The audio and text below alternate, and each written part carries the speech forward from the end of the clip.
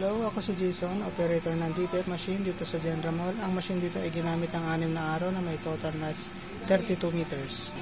Cutting area, 80% good condition. Ang ating printer head, ang pag-head clean, pindutin natin ng clean, normal heads.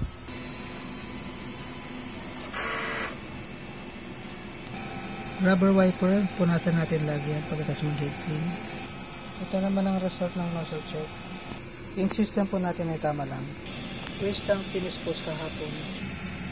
ADR na may 220 volts. Ito naman yung aming ground wire.